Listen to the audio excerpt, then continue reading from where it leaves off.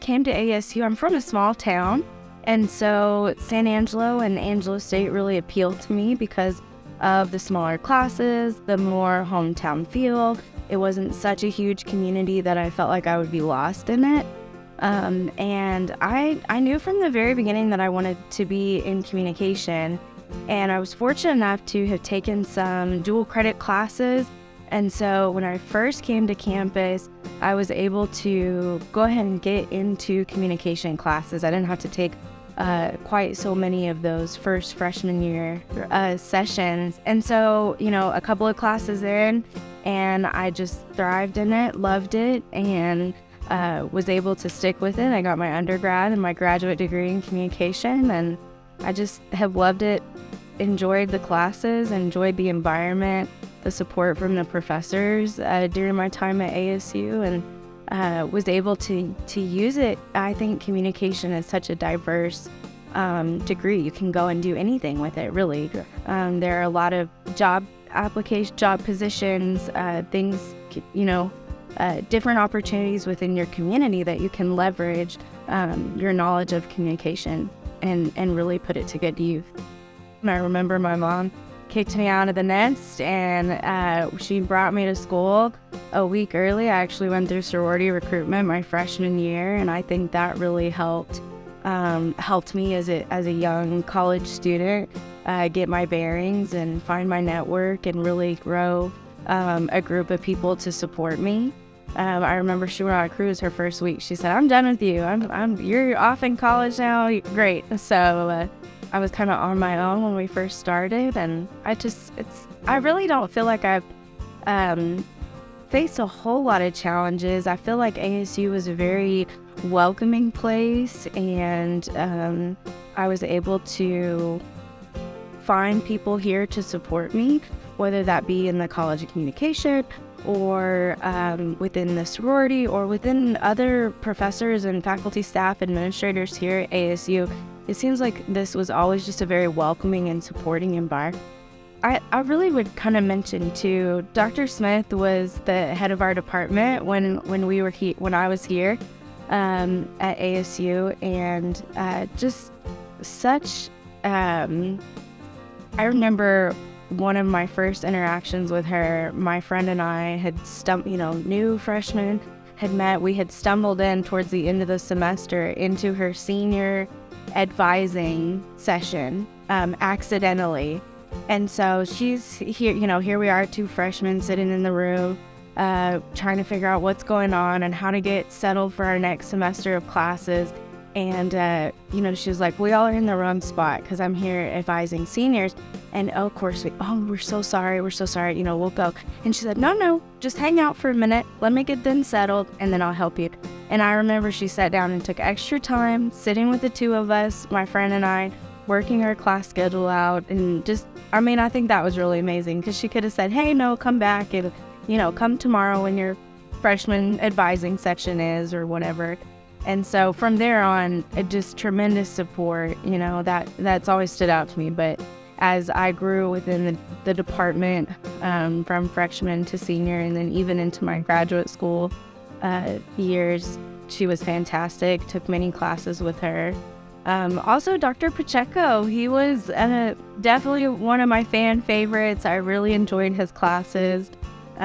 We experimented a lot with different areas of study within communication. I remember taking a humor and communication class with him, and it just was great. I love that the professors at the time were kind of out of the box thinkers. We had unique classes, and I think I took him for, too many classes. He probably was tired of me, but he was a great professor, and again, very supportive, helping me mold throughout the years and make sure I was getting what I needed from the program. Yeah, so when I graduated with my undergrad, I went directly into grad school because I thought, I don't do it now, I may never do it.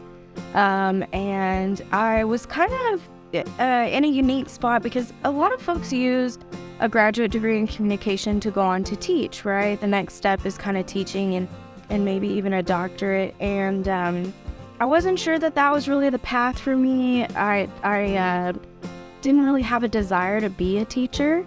And kind of now I look back on that and I think that's a little funny because I do a lot of teaching in my professional career, not with students in a classroom, but adult learners, and I do a lot of teaching still. So I think that's kind of interesting how, even though that maybe wasn't my drive and passion at the time, it really did fuel my future career without me being aware of it.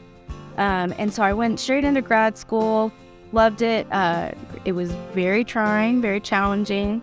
I think it was definitely worth the effort to put in, and very different than my undergrad. I felt like I was a lot more engaged mentally and a little bit more challenging, And when I graduated grad school, I was actually already working as a student assistant in the Small Business Development Center, and I loved it. And a full-time position became available, and I kind of jokingly say now, our director, Dave Erickson, I say, well, he hired me as a student and he just couldn't get rid of me. So I've been there ever since. The Small Business Development Center is, for us, our mission is to foster small business success. We cover 10 counties, and we work with small business owners and entrepreneurs, and our goal is to help them either start or grow their business. And so we can typically work with any company that's 500 or fewer employees. So that's a lot of small businesses here in San Angelo. And throughout the surrounding areas, the Concho Valley, we actually travel to those areas, advise clients in those areas, and again, do a lot of adult training. So we do a lot of small business management training. I'm able to leverage a lot of information that I learned throughout my program for communication and marketing classes, customer service, leadership, a lot of things, a lot of those soft skills that go into business management and ownership. I would say my advice for students who are looking to come to ASU is, or any university for that matter, is to get involved, whatever that may be. Find your niche, find your group of people. I have always really loved ASU and been a big promoter of the RamFam because there are many, many student organizations. So I joined a sorority. That was what was right for me. I've really appreciated that experience, and that has gone on to help me throughout my life and my career. And then even after graduation, was able to serve as an advisor to the local chapter here. But sorority life isn't for everybody, and that's okay. But I think just finding your niche, finding your group of people, whether that's a really great group of friends or an organized group, there's lots of activities on campus. And I think that's what really draws you in and gives you the strength that you need and the support system that you need to complete your degree plan. So recently I was very honored to be a part of our America's SBDC 40 Under 40. It was the inaugural year. And what that is much like a lot of communities will have, 20 under 40 or whatever. It's a list of folks that have contributed to the goal or the mission, whether that be the community or in this case, with America's SBDC, there are SBDCs all throughout the nation.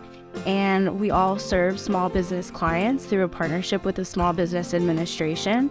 And so I was fortunate enough to be honored with 39 of my peers under 40 for significant contributions to my SBDC Center and our SBDC network, which was really quite amazing. And I appreciate all the support from ASU and my team. And I have to thank my director, Dave Erickson, because without him mentoring me throughout the years and really giving me opportunities to grow within the SBDC, and also just for nominating me and appreciating the work that I do at the SBDC. So it was really a great honor.